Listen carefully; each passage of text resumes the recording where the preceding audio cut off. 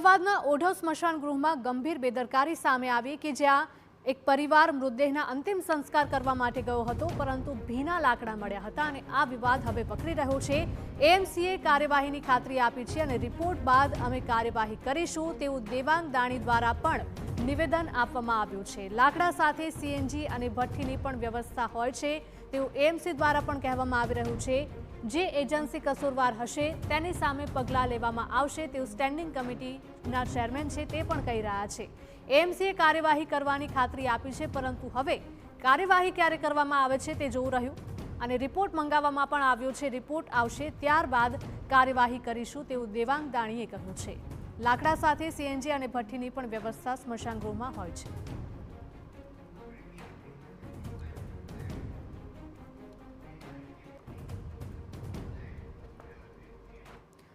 આજ મુદ્દે અમારા સંવાદદાતા સચિન પાટીલ પણ જોડાઈ ગયા છે વધુ અપડેટ સાથે। સચિન, જણાવશો કે સ્ટેન્ડિંગ કમિટીના ચેરમેન દ્વારા તો કહેવામાં આવ્યું છે કે રિપોર્ટ મંગાવ્યો છે અને હવે કાર્યવાહી પણ કરવામાં આવશે, પરંતુ શું ખરેખર કાર્યવાહી થશે અથવા તો કાર્યવાહીના પગલાં લેવાનું શરૂ કરવામાં આવ્યું છે કે કેમ?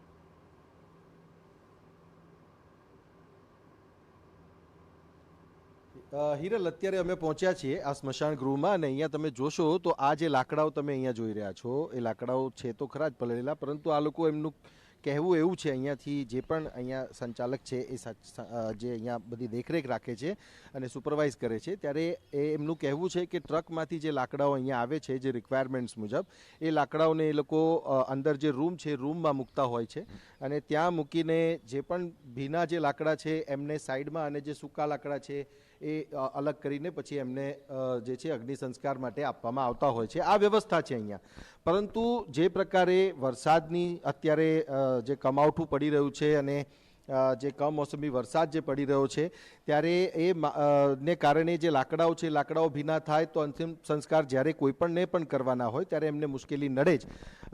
ઈશાનભાઈ આપણી સાથે છે। ઈશાનભાઈ, કઈ રીતની વ્યવસ્થા છે અહીંયા? કારણ કે જે પ્રકારના દ્રશ્યો ગઈકાલે સામે આવ્યા છે એ ખરેખર કોઈનું પણ કાળજું કંપાવી દે કે આ પ્રકારે અંતિમ સંસ્કાર કરવા એ કેટલા અંશે યોગ્ય છે અને કેવી રીતે જે છે એ તમે એમને કરવા પણ દીધું?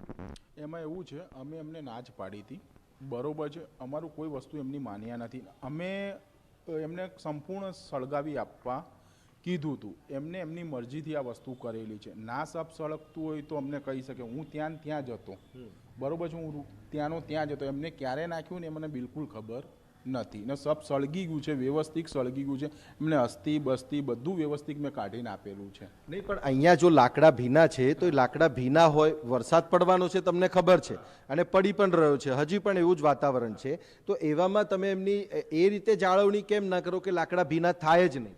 પણ એમાં એવું છે, ગાડી ત્યાંથી આવે તો વરસાદ વચ્ચે ચાલુ હોય તો ભીના તો થવાના છે, તો ભીના અમે એક સાઈડમાં મૂકી દઈએ છીએ ને સૂકા અમારે એક સાઈડમાં હોય છે લાકડા। નહીં, તો તમારા તરફથી કોઈ પણ એવું સજેશન નથી આપવામાં આવતું કે વરસાદ પડતો હોય તો એને કવર કરીને લાવો કે એવી ગાડીમાં લાવો કે લાકડા ભીના ન થઈ શકે અને અહીંયા લાવો તો પણ એ રીતે મૂકવામાં આવે કે એ લાકડાઓને તમારે ફરીથી સુકવવાની જરૂર જ ન પડે, કારણ કે લાકડાને સુકાતા ખૂબ સમય લાગે? પણ એમાં એવું છે, એ લાકડું અમે સાઈડમાં જ મૂકી દઈએ છીએ, જે લીલું સમજી લો કે ભેજ કે એવું કશું આવે તેને સાઈડમાં, બાકી સૂકું લાકડું જ અહીંયા વાપરીએ છીએ અમે।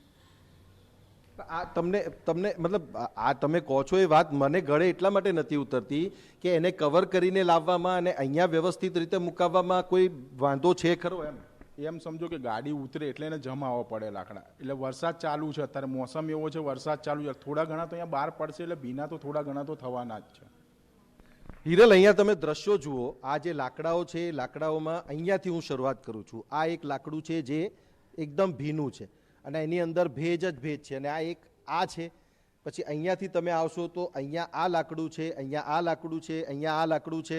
હવે લાકડા લગભગ બહાર જ પડ્યા હોય એવા દ્રશ્યો અત્યારે તો દેખાઈ રહ્યા છે, કારણ કે મોટા ભાગના લાકડા જે છે આ જ પ્રકારના છે। આ લાકડું સૂકું છે, જે લાકડું નીચે પડ્યું છે અને એના પછી પણ તમે અહીંયા નજર કરશો તો જ્યાં પણ નજર કરશો તમને આ લાકડા આ જ રીતના ભીના દેખાશે અને આ જ રીતે અહીંયા લાકડા પડેલા છે। સ્વાભાવિક, પંચમહાભૂતમાં વિલીન થવા માટે જ્યારે વ્યક્તિ પોતાનો નશ્વર દેહનો ત્યાગ કરે છે ત્યાર પછી એમના અંતિમ સંસ્કાર વખતે જો આ પ્રકારે એમને ટાયર મૂકવું પડે તો એ બાબત ખૂબ જ શરમજનક કહેવાય અને સ્ટેન્ડિંગ કમિટી ચેરમેન તરફથી તપાસના આદેશ આપવામાં આવ્યા છે, પરંતુ ત્વરિત કાર્યવાહી થાય એ પણ એટલી જ જરૂરી છે. સચિન, આપ અમારી સાથે જોડાયેલા રહેજો. આપણી સાથે કોંગ્રેસના પ્રવક્તા મનીષભાઈ દોશી પણ જોડાયા છે. મનીષભાઈ, આ ખૂબ જ ગંભીર બેદરકારી કહી શકાય, કારણ કે એક સમયે અમદાવાદ શહેરનો વિકાસ થઈ રહ્યો છે તેવી મોટી મોટી વાતો કરવામાં આવે છે, પરંતુ સ્મશાનના વિકાસનું શું? સ્મશાનમાં જે પ્રાથમિક સુવિધાઓ હોવી જોઈએ તે પણ નથી મળતી.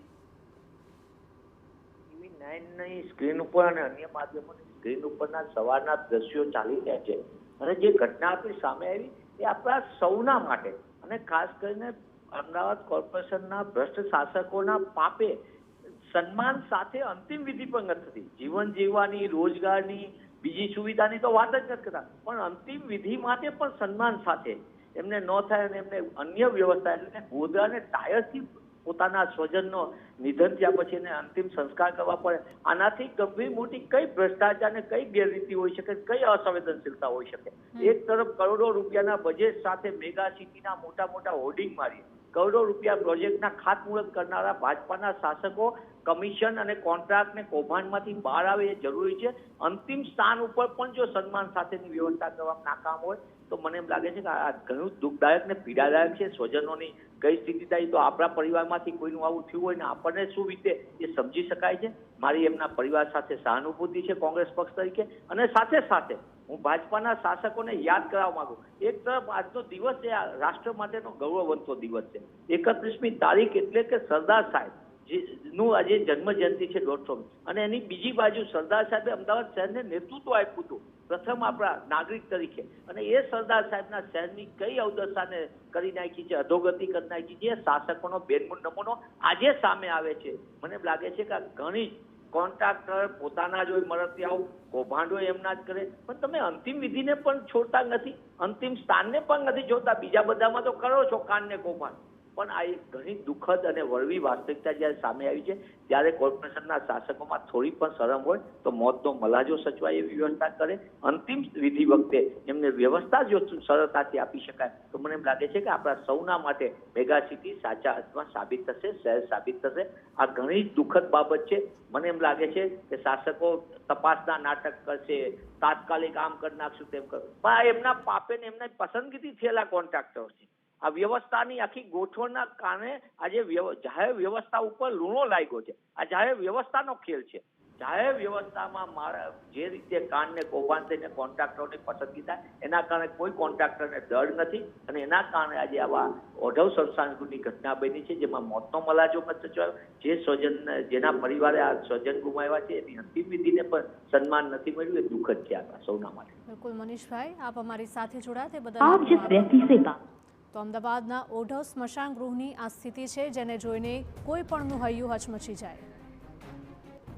સચિન, આ તો વાત થઈ ઓઢવના સ્મશાન ગૃહની. શું અન્ય સ્મશાન ગૃહમાં પણ આ જ પ્રકારની સ્થિતિ છે?